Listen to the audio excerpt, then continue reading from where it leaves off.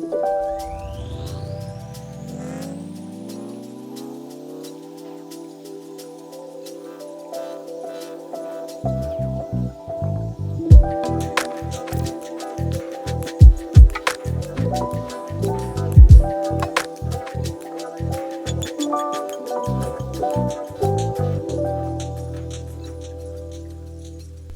and welcome to the Highly Strung Podcast. I'm Jacob, this is Wilkie behind me, and me and my mates are camping probably about 3 hours east of Melbourne at the start of 90 Mile Beach, and you're not supposed to be camping on this barren lake that we are now, but we turned up a little bit late last night. It's the start of the long weekend, of the Easter weekend.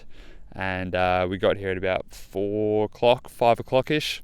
Sun, starting to hit the horizon. And every single campsite was completely packed. So we were a little bit stranded for about an hour and a half. We didn't really know what to do. Every single campsite was completely packed. And a local has helped us out. And he's gone, "Oh, mate, look, no one comes back here. Just go down this road and just find a spot and park up." And then we found this, it's a dried up lake, but it's got like a thin layer of salt at the top, so it's a bit of a salt lake, and it's beautiful. So we camped here last night, and good conditions. So anyway, this is where the podcast is going to be. We've got 4 kelpies, I don't know if you can see them, 4 kelpies with us and about 12 humans for the weekend. We've got the boat. We've got the fishing set up, so it's going to be a good weekend, good wild weekend. Eat what you catch, hopefully, that sort of thing. But we also have, we've got plenty of other food just in case. But anyway, last night, because all the other campsites are up in the dunes next to the beach, and they're all like within the tea trees, and tea trees are super, super flammable. Yeah, like you put a lighter to a leaf and it just goes whoosh, and the bark is just ready to go. Like the Australian landscape is always ready to go in a fire. It loves it. It thrives on it. The death and rebirth of the Australian landscape is, we definitely, as Australians, we definitely understand the death and rebirth process, because every 4 or 5 years you're just going to get a huge bushfire that's just going to come and take out everything and everything in its way. A lot of people lose their homes and their lives and their cattle and all that sort of stuff. So anyway, we're pretty vigilant about bushfires, and Jordan especially. I think he wants to go back to uni. Jordan, who was here on on our podcast about time and the Global Consciousness Project. I think he wants to go back to uni and do a thesis on bushfire-proof homes. So anyway, he's got bushfires in his head all the time. And last night we saw some flames like above the tree line up on the dunes. And we're like, that's a big fire. And it looked like it was getting bigger and bigger. And I didn't realise this, but Jordan called 000, because I think that they've got a fire brigade centre just around the corner. So he was just like, I may as well call them up. And then they came, they checked it out, and they said, "Yeah, thank you, mate. Yeah, it was a bonfire, but it was getting out of control, and I think they'd burned a few of the trees around it. So it was a good call, because all these people camping, like, they would have all been stuffed pretty much.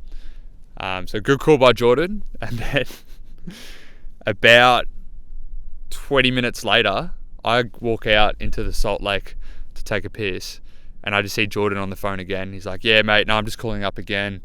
The fire brigade told me to call up if there was anything else, or if there was another fire that was getting out of hand. And I can see the yellow light coming from this area." And I'm like, "Jordan, hold on, it's like 50 meters away. We can go and check it out." Anyway, he called the fire brigade again, and he said he could hear screaming, like blood-curdling screams. That was his quote.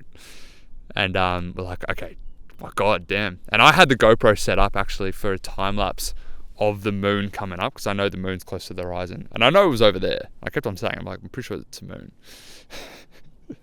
And I had the time lapse ready, like the moon was going to come up, really low to the horizon. It would have been really cool. It's it's been 3 or 4 days after the lunar eclipse, so you can still see a fair bit of it. And he's like, nah, man, blood curdling screams, the fire's getting out of hand. Like, it's pretty funny. So we're like, oh my God, all right, grab the GoPro. We're obviously going to see some crazy stuff in there. And then we go for a walk, and we just get to the top of the hill, and the beautiful moon is coming up. And we're like, oh no. So he's got to call back the fire brigade and tell them that he called 000 on the moon. So that's where we're at as a Hiking Zaddies group. We're calling the emergency response team on a big, huge rock floating in the sky, hundreds of thousands of kilometers away, or maybe millions. I don't know. And yep, that's what we're doing. So that was a good start to the holiday. So I wanted to keep going about my spiritual awakening podcast, because I feel like I was just jumping around in there and just yelling out facts and anything that came to my brain, which is good, but I didn't really talk about my own personal. How did I go from a very rational thinking, I need the proof, I need the science for everything, science is everything, like I was in love with science. How did I get from that kid into the kid I am now, who who understands the metaphysical is something that you can't see. You can't really sense it with the 5 senses. You can't smell it, you can't hear it. Well, you can actually. But for the normal person, you can't hear it, you can't smell it, you can't see it, you can't touch it. What's the other one? You can't taste it. And the metaphysical, the occult, the other dimensional, higher dimensional, lower dimensional, anything within, out of our visible spectrum. Our visible spectrum, from the red all the way, the colors of the rainbow all the way to purple.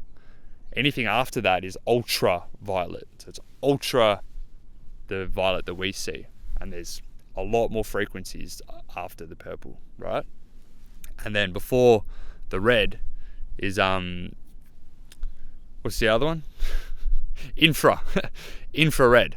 So anything before red, anything lower frequency than red is infrared. And there's any frequency, obviously, until you get to the red. And then a real short part where you see red, yellow, green, you get through all the colors, and then it's, again, invisible. And so the metaphysical and the occult is everything that you can't physically touch, smell, hear, whatever. And the fact is that when you raise your own vibration of your aura, so your aura is your electromagnetic field of your body. And when you can raise the electromagnetic field of your body, you raise the perception of all of your senses. And you can hear things, as I said in the last podcast, I can hear frequencies, I can hear downloads come in. And what those are, they're not physical vibrations through our air. That's what we hear normally. Hey, Rookie, you're back, mate. Come here. So dogs, on the other hand, they have a different visible spectrum as well. They obviously can't see the same colors that we see, but it doesn't mean they see less. They can also smell more than 1,000 times better than us. And the way that their brain, their pineal gland in the middle of their brain, is perceiving reality is different to us, right? Ours is very visual, very audio, and smells and that sort of thing. But it's very visual for us and physical. For dogs, 90% of it, for a lot of them, is smells. And that's how they can, just from sensing different molecular structures in the air, different chemicals, different compounds in the air, they can smell the different. Oh, there you go. This is my favorite bird of all time. And there's a bunch of them. This is the yellow-tailed black cockatoo. They're so cool. The way they glide. Oh. Honestly, my spirit animal. Love those boys. They were actually, growing up, they weren't actually that common.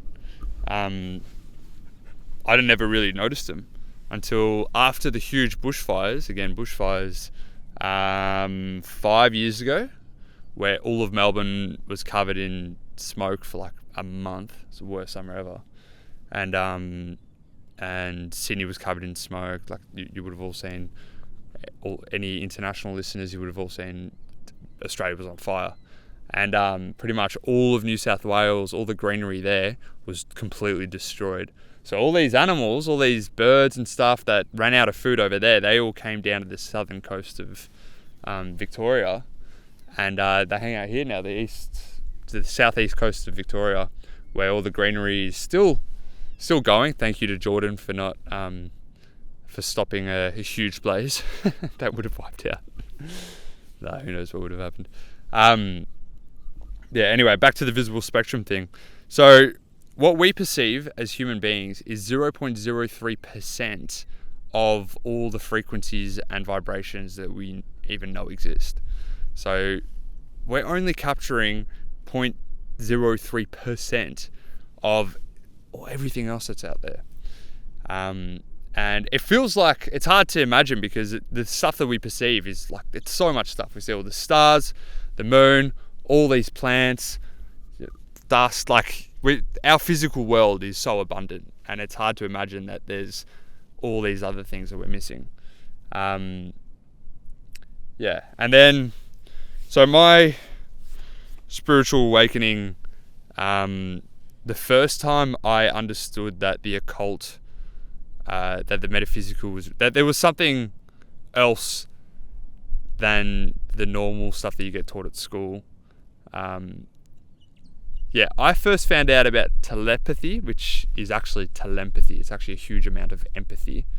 But my first experience of telepathy was the day that I fell in love with my partner, Victoria. And like the love, it's like, it's crazy. But my first spiritual experience was the first time that I fell in love with someone. And I fell in love really hard, like on the spot. It was just like, and I never really said the words to anyone, probably. I mean, I've said it to my parents and stuff, but definitely not to anyone else other than my family. And I just couldn't help but say the words, "I love you." Like it actually just like came out against my will. It's like, I love, like it was just like overpowering, just came out of me. And then what I noticed was that Victoria and I weren't saying words to each other this specific night, but we were both having a conversation to each other, and we weren't saying any words. And we were completely reading each other's minds and thinking the exact same things at the exact same time. And the listener, if you've ever been properly in love, you would experience this as well. This is a very common experience, to have complete telepathy with your partner in different times, or like, you're both at work in different places, and you both think of the same thing at the same time, and the other one texts the other one. The other one's like, I was legitimately just thinking that. So what that is, the physics behind that is empathy. So telepathy, that word actually comes from empathy. Telempathy. People forget the M. Empathy is when you can feel what someone else is feeling. So it's not telepathy isn't being able to read someone else's thoughts and like getting into their private life and like, like quietly reading someone's thoughts. It's actually thinking the exact same thing as someone else, because you're on the same vibration. You're on the same channel, you've tuned in to the exact same channel on the radio station, and you're both thinking the same things. Your brain waves are connecting, and all the information that's coming from the ether, your brain is a receiver, your pineal gland is a receiver. It receives energy, receives vibrations from the atmosphere, from the ether, from the cosmos. And when you're in love, and you're tuned into the same vibration, you are tuned. I'm getting download right now, by the way. So it's coming in. When you get these downloads, it is like a little hint of like, you're on the right track, keep going, you're in the flow. And it's like a high pitched ringing noise in one ear. Sometimes it comes through to the other one. This one's just my left. And then it goes. And then you pretty much just see what information will come into you over the next 5-10 minutes or something like this. Sometimes it's hours, sometimes it's days, who knows.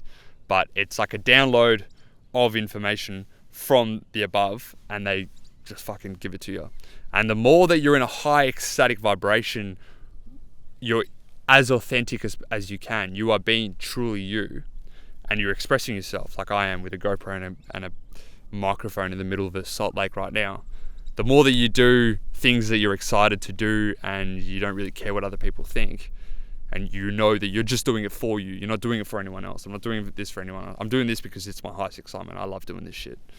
Then the more that you're in that state, the more that your soul, your oversoul, is going to penetrate information straight into your brain, straight into your pineal gland and through your body.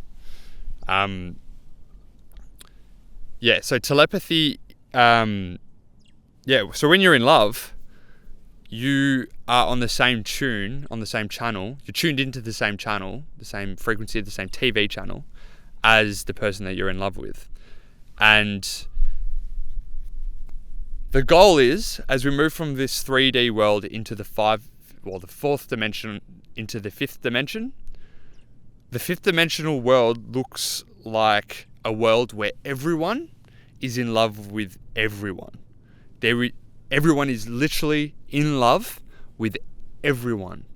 And it's a world where you just assume that you're kind of married to society and that everyone is on the same tune.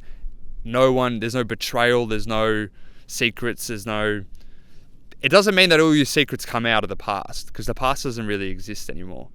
Everyone is so in the present that you're just thinking the same things at the same time. You're exactly where you're supposed to be at the exact right time.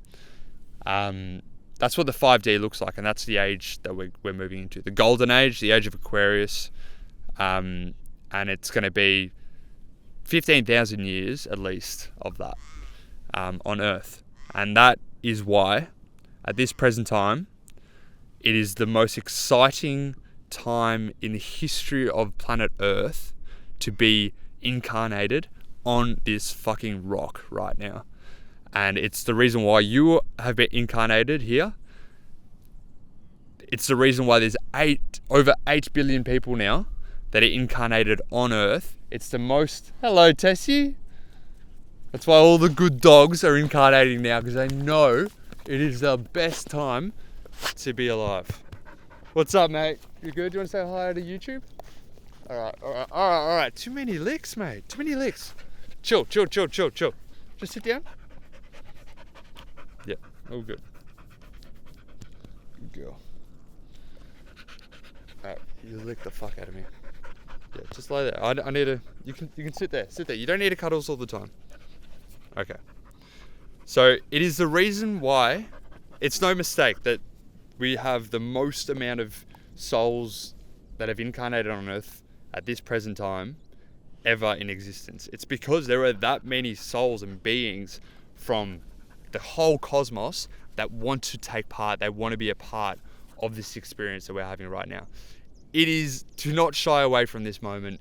We're at the start. This is the start. We are at the leading edge of the wave. We are the crest of the wave of this beautiful world that we're going to bring into existence, of everyone just loving each other.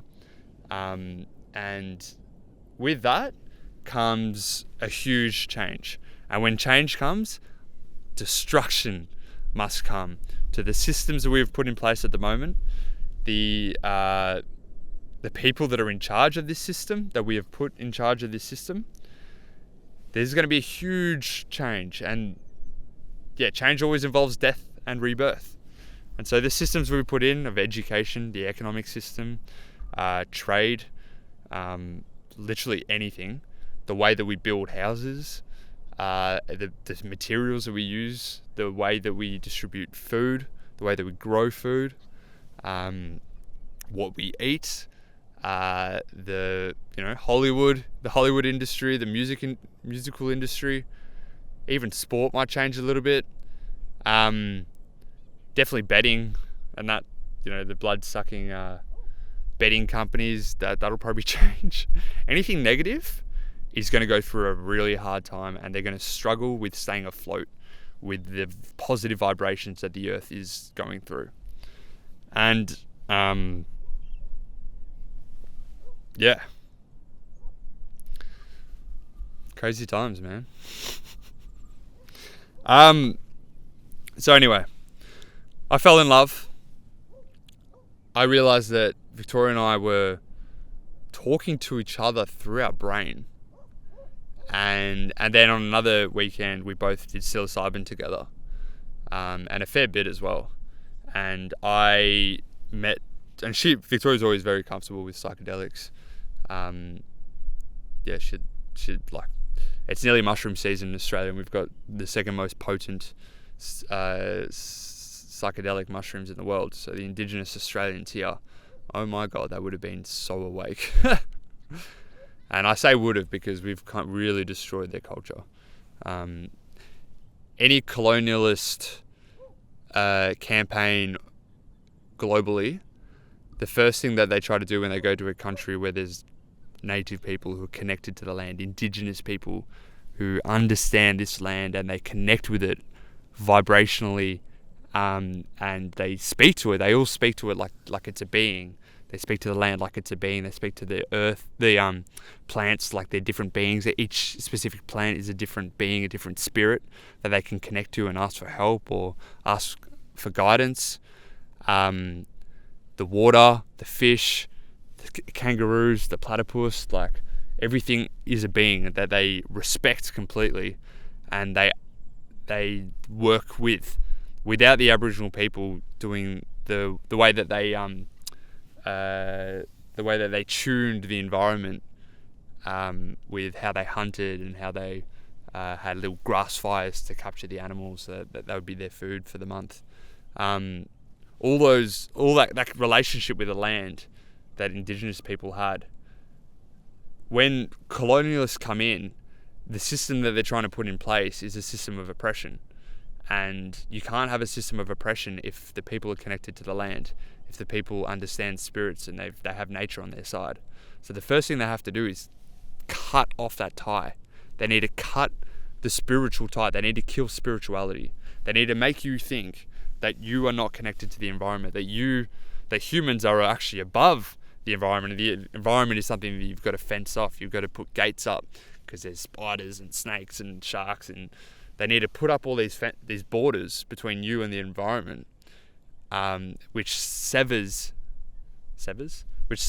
your cord that connects, your umbilical cord that connects you with Mother Gaia. And so the way that they do this is obviously through genocide, like we're seeing in Gaza right now. So Israel is a terrorist movement. It's a colonialist movement that has been they've hijacked a religion. They've grabbed Judaism, and they've gone, okay, we're going to grab Judaism. These people who are in charge, Netanyahu, they're complete, what's the word? Secular. They're secular. They don't believe in Judaism. They don't believe in, ancient Hebrew stuff is mystical. It's connection to the land. It's everything that spirituality is. But this new age of the Zionists, there's no connection to land anymore. Obviously not, because they're bombing the shit out of it. They're destroying the land. They're creating hotels on top of rubble, on top of dead bodies. And the first thing that you have to do is to get rid of the indigenous. And that's either through genocide or it's through the stolen generation, which white Australians did to the indigenous Australians here. We firstly genocide. Tasmania, for example, completely wiped them out. And then the other side was stolen generation. So they would grab all of the kids from the communities and take them and say that, we're Catholics or we're Christian or whatever. We're going to we don't want them to grow up tribal and feral, living off the land in the middle of the desert. That's not good for the kids, obviously. They need school, they need mathematics, they need English lessons, they need clothes, they need a tie and a collar. And so they pushed all this ideology into all Australians, and all Australians were like, yeah, no, this is what we need to do now. So the whole country kind of helped to cut the tie of the generations of information and wisdom being passed down through these indigenous cultures. And that information, that shamanism, that spirituality, that connection with what each plant does. 80,000 years of history at least that we know of. It's probably way more. But of understanding each and every plant. Like, they would be able to look at all these plants behind me over here and say, like, okay, this one here is really good for warts or something. You rub it on a wart and it goes. And this one over here is good for a cut. It stops the infection. And then this one over here has got really good calcium. They obviously don't know it's calcium, but they know it's good for you for this part of the body and that. And they're connected to it because they can speak to it. And they have heaps of psychedelics that help with this. Psychedelics, natural psychedelics like mushrooms and the acacia tree, for example, the bark, the wattle, the gold, green and gold, Australia's green and gold, the colours that we use for sport, it's based off the acacia tree, which is the bark from it has heaps of DMT. And if you do a smoking ceremony and you inhale the DMT from this tree, it's straight DMT. DMT is what the pineal gland produces. It's the chemical that the God chemical. It connects you to. It allows consciousness to connect itself to physical body. That's what DMT is. So when you take DMT, which is a chemical that's in every living thing, I'm pretty sure it is. Yep, it would be, because it's the way consciousness connects itself. So when you have more DMT, you connect to the higher realms, and you connect to the astral world, because everything exists in the astral world before it comes into the physical, because that's like the higher vibrations, and it's got to densify itself to become a physical, to have a physical experience.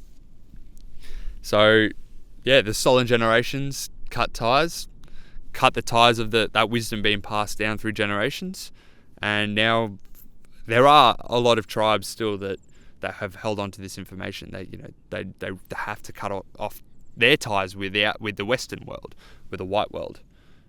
I don't like using the word white, because it's just, white people are also oppressed by, it's a few on top, that know this and they push this, and then the rest of the world kind of follows. It's not a white thing. It's not white versus black. It's just a couple fucking assholes at the top. That's what it is. So it's not black or white. It's an ideology that, it's getting hot, sorry. So anyway, so the age that we're going back into now, the age of Aquarius, the golden age, whatever you want to call it, it is the age of the elites not having, doesn't matter what they do to the population to try to stop the awakening, from the spiritual awakening from happening, the mass awakening that is bound to happen, because the energies behind the awakened souls is too high. Our vibration is too high. They can't stop us anymore. And so now you see the systems crumbling. You can see how what the war in Israel is actually all about. It's about the oil and gas companies. They need the American empire. The American empire is the gas and oil companies. That's who runs the US. The US are giving $18 billion a year to Israel. Israel have public, they've got free healthcare and free tertiary education. America don't have that, and America giving their tax-paying dollars, $18 billion of it, to another country to have that. It's not making sense, is it? America is absolutely you're getting stabbed in the back by yourselves. So you guys need to have a revolution. This is a call for a revolution. You need to take your country back. You need to take your tax-paying dollars back, because this is going to war. It's going to military. It's going to Lockheed Martin. It's going to BlackRock. It's going to Vanguard. You need to stand up. It's going to these big corporations who run the world. And, they pretend it's a couple of different corporations. It's not. It's one. It's one big corporation. They are all the biggest shareholders of each other's company. They're all one company. They're one being. They're one organism. And their whole job, this is why Julian Assange was just extradited to the US a couple of days ago from the UK. And he's going to probably be killed there, because he's the one that is reported. He's seen the proof. He said this whole system, war, taxes, everything is about funneling your tax-paying dollars, the public money that you work hard, bricklayers, concreters, stonemasons, nurses, teachers, everyone who's working their absolute asses off, fruit farmers, fruit and vegetable workers, literally anyone, mechanics, all of you are all getting absolutely stabbed in the back by these corporations, by this one big organism, and they're taking your tax-paying dollars. They're going to pretend that Labor is good or whatever. Labor and Liberal are the exact same. I was fully Labor before, but now, Albanese, you've completely lost me. You've no backbone, and you're an absolute little puppet to these big corporations. You haven't done anything to help with the world. What have you done? You've let Israel kill 30,000 people. 30,000 kids. 50,000 people is the correct number of people that have died. What is going on? But the positive thing about all this is that it's so clear to the world now who are the baddies. The baddies are the people that don't belong in the land, and they turn up in a land and they kill all the people there. It is so obvious to everyone. It's not a secret anymore. Everyone can see it. It's all on TikTok, it's all on Twitter, it's all on Instagram. Like, the system is crumbling. The world can see clearly. Everyone's put their cards on the table and said, yes, I'm a cunt. Netanyahu has said, yes, I'm a cunt. I work for gas and oil companies. I am a cunt. Biden, I don't know what's going on. I'm a literal puppet. I'm a cunt. They're all saying that we are the baddies, and it's so clear to everyone now. Everyone can properly see it. It's so clear. And so now that it's clear, the next stage is to take down this system, because we can see now who are the baddies. The banks, the oil companies, BHP, they're all Shell, they're all the baddies. And they're all the one company. They pretend to be several different ones, but they're all each other's biggest stakeholders. So there will be a lot of change. This isn't going to be easy. But stay excited, because the next world is going to be incredible.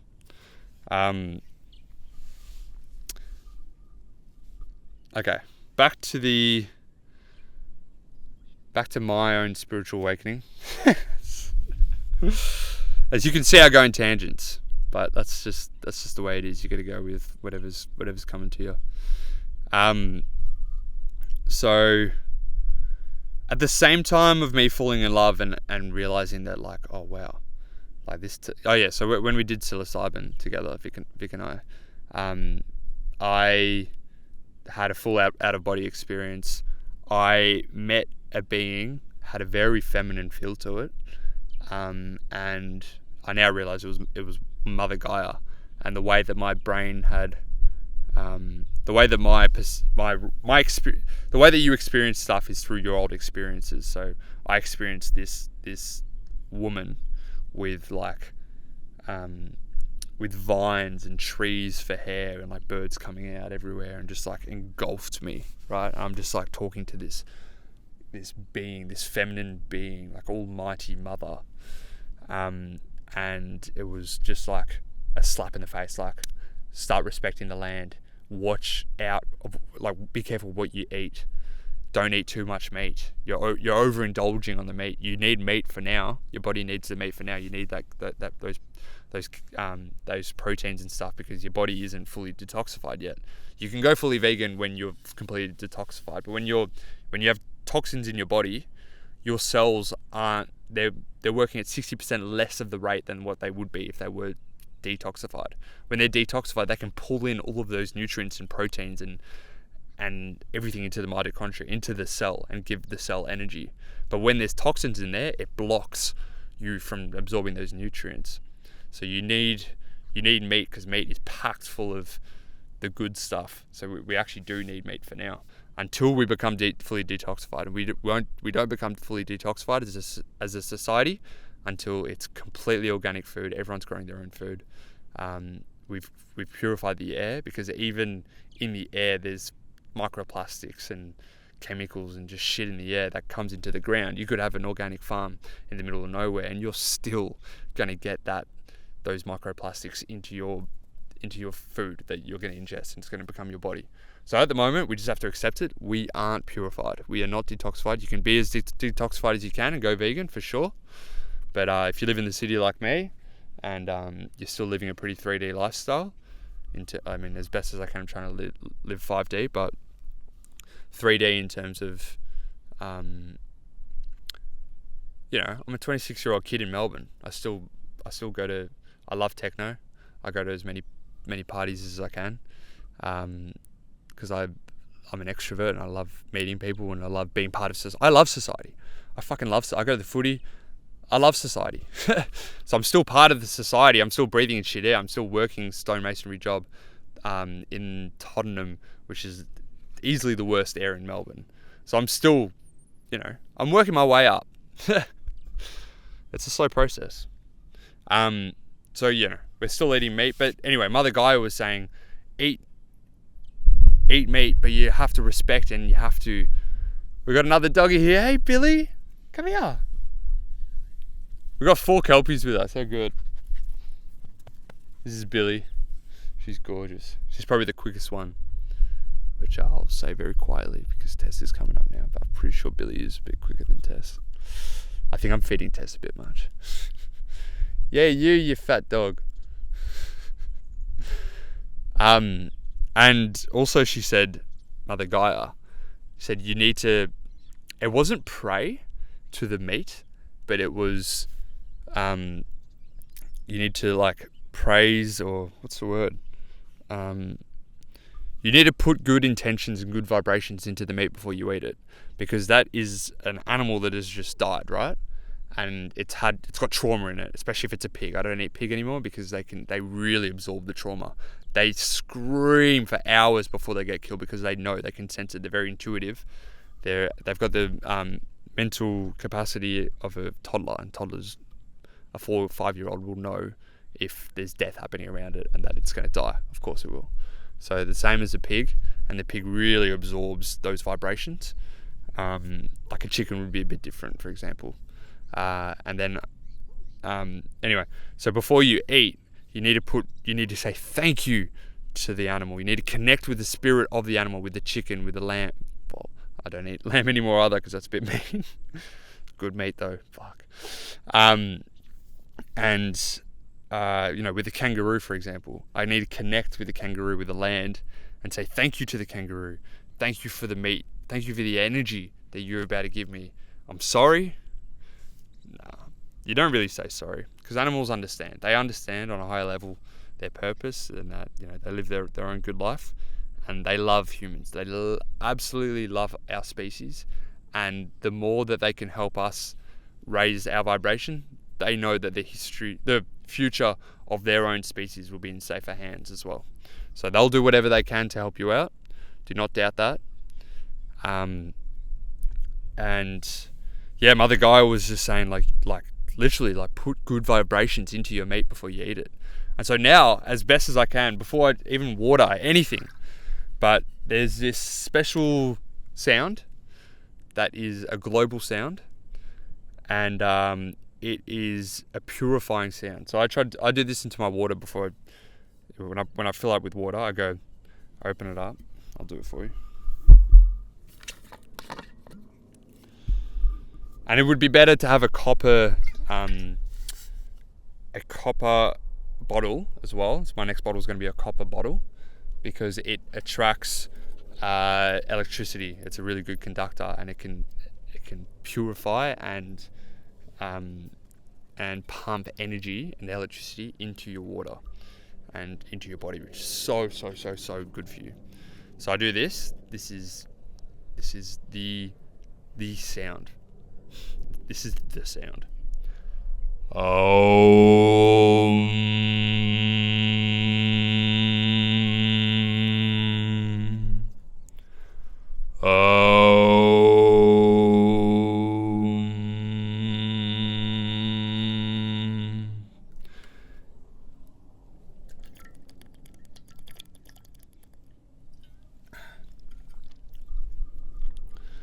So that sound, you can pump that sound, that frequency. It's You can pump that sound into water and then freeze it, and then look at it under a microscope, and then you do the same thing but with one that you didn't do the sound to, and you will see the difference in the molecular structure, the pattern of the molecules, of the H2O molecules. You see the difference. That's all I'll say. So anyway, Mother Gaia, like, I had a full spiritual boom, slap to the face. Like, this is real. There are spirits, there is connection, there's something else going on. You know, there's another force. There's the force. The Star Wars force is real. And you have all these guides and help all the time. And listen to the animals, listen to the spirits. You know, they're all here for you. They're all guiding you. Okay. Alright, thank you. So yeah.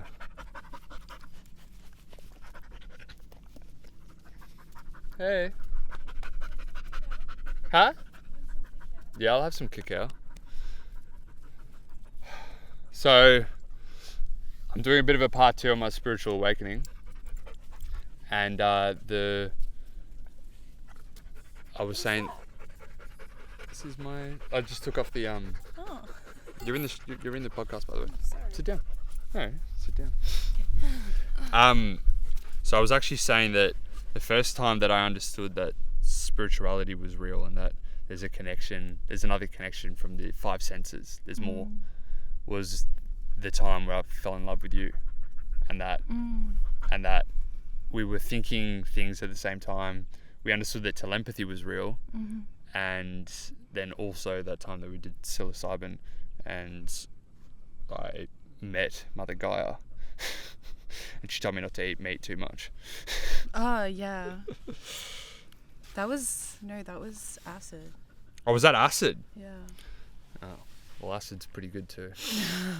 So acid is it's an artificial substance. Obviously, it's man-made, but it mimics. Does it mimic psilocybin? I think so, yeah. And psilocybin mimics serotonin. So it's the same sort of molecular. It just like floods your synapses with serotonin, so it doesn't get I don't know. There's like, I think it's between like each receptor, like in the synaptic membrane in between like one receptor to another. I'm pretty sure it floods it with serotonin, but it doesn't get released. Whereas like you'd get serotonin and then it goes to a receptor. You've used it, kind of thing. But what is it? I think it blocks it so, and then it floods it with serotonin, so it like stays within. So you're just I accumulating don't know the serotonin. words for it, but I know what it kind of does. Yeah. Yeah, because you can create new pathways in your brain from using these substances. For example, last night I cooked up bananas, and everyone was like, Chocolate "Jacob, bananas. chocolate bananas on the fire." And I was like, "Jacob, what's going on? Like, you never eat bananas." And I've just been smashing them recently because on psilocybin as well, I couldn't eat banana because I'm the oldest of 6 kids. So banana for me in my brain was just like mushed up banana that mum was just like squelching up to give to babies. Just growing up, just babies everywhere, babies eating mushed banana, and I just couldn't do it anymore. And so literally for like 20 years, I just gave up banana. And then, yeah, while we were tripping on mushrooms, I was like, okay, time to create new pathways. I'm going to trick my brain into liking banana. I've always liked banana. I'm moving into a body that I've always liked banana. And that's what I did. Now I fucking love banana. And chalky bananas are the best. Oh, chalky bananas. Oh my god. Oh my god. And then at the same time of me falling in love with us falling in love, so that was a huge, I don't know, that was a big leap in my spiritual evolution. That was the first big step. And then I started doing yoga, and yoga is 5 minutes of meditation at the start, and breath work. Like, it's focusing on your breath and it's moving your body to the breath, and you're moving stagnant energies. You're making sure that every part of your body has got blood flow running. You're getting oxygen. The capillaries are just pumping oxygen to every ounce, every cell of your body. And with the breath work, you're just pulling in more oxygen, and now I know it's other dimensional energies as well. You're pulling in other higher dimensional frequencies and energies into your body, and your cell is literally healing itself. It's a healing process. Yoga is a at least 12,000 year old healing practice. And so at the same time started doing yoga, and that was, I was 91, drinking a slab a day at my heaviest, at my densest, at my most anxious as well. In the middle of COVID, that really hit me hard. I was very anxious and very paranoid. I'd never been that before. So I literally, when you're paranoid and you're scared and you're in that state, you can really put on weight. You densify yourself. You get heavy. And then yoga started releasing all these energies, and now I weigh 73, which is ridiculous. So anyway, yoga at the same time, and then we're going to speak about it. So we went to an Aj Barker. If anyone knows Aj Barker, we went to an Aj Barker comedy show, and I love this guy. Flight of the Conchords, he's a hero of mine growing up, and really, really funny. He's American but lives in Melbourne now, I'm pretty sure. And in the middle of this was at the same time I was just getting into comedy. I'm obsessed with comedy now, and I think I do want to be a stand-up comedian at some point. There's no rush. And this dude who I've always looked up to, always been super, super funny, he just starts speaking about aliens like it's normal. And he's like, no, I'm not joking. Aliens have been visiting us for at least 70 years that we know of. And Melbourne, right around the corner in Clayton, has the second or third biggest mass sighting of UFOs to date. And he was fully just telling the crowd, this huge crowd. And I'm there going, what the fuck is this guy talking about? And everyone seemed to be kind of okay with it. No one else was looking around. I'm like, is everyone cooking it? Have I just stepped into another reality where aliens exist now? Yes, I had. So that was me. I spoke to Aj Barker afterwards, and I keep speaking to him. He's a pretty good dude. He replies to my messages and helps me out. He put me on this trail of all the proof of UFO sightings and that sort of thing. So he helped me out. At the same time, I've had a spiritual awakening. I'm detoxifying my body, and the energies are running through better, and I'm learning about aliens at the exact same time, and put those three together plus a bunch of other stuff. I was learning about Nikola Tesla as well. Go down the Nikola Tesla rabbit hole. It's a great rabbit hole. 369. Look up just look up as much as you can about the 369 theory, Nikola Tesla's 369 pattern theory. I won't talk about that today. That goes for ages, but I could do a video on that actually. And anyway, it was just an accumulation of about 4 or 5 different things that were coming into my world, and now we have seen UFOs. We come out, half the reason we come out camping to places like this is because it's beautiful stargazing. We look at all the stars, but also it's because we might see a UFO. And in the last year, we've seen 3. So it's for people that are skeptics about UFOs. Obviously, be a skeptic completely. I would say go and look at David Grush, who is a whistleblower for the American Defense Force. He's come out and he said that they have UFO crash retrieval programs where they have recovered NHI, non-human intelligent bodies. So bodies, pilots from these craft that are non-human. And this is in Congress with the senators, and he's had multiple meetings with them. A skiff, which is behind closed doors, and they can ask anything they want because in front of a camera on the news, he can't answer everything completely.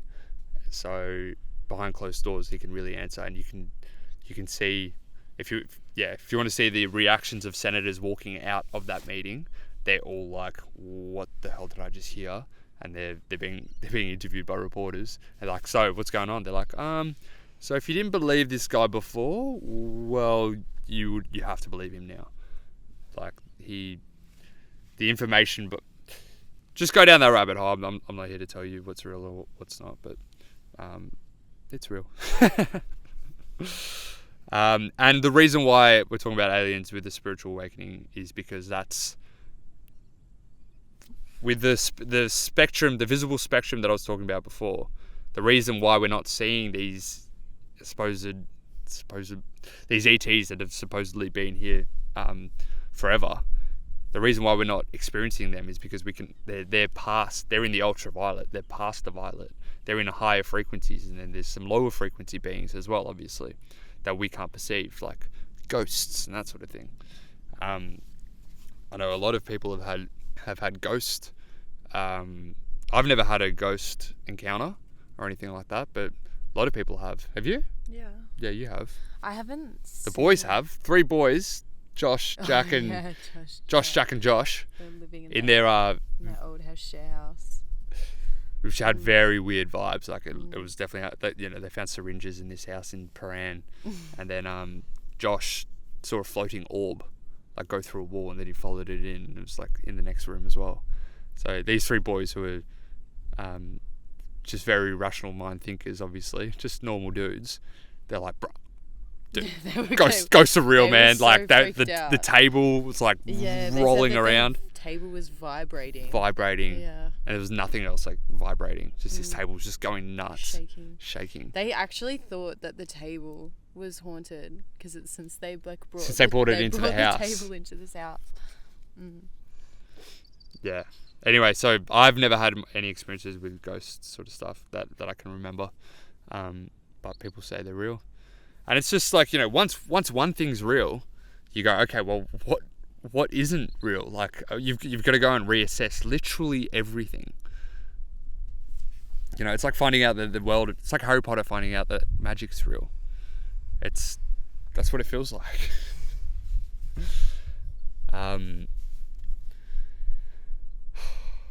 Yeah. Anyway, that's probably enough. Nearly an hour. It's pretty good. Anything else you want to say? No, I've got nothing else to say. Cool. All right. Ciao.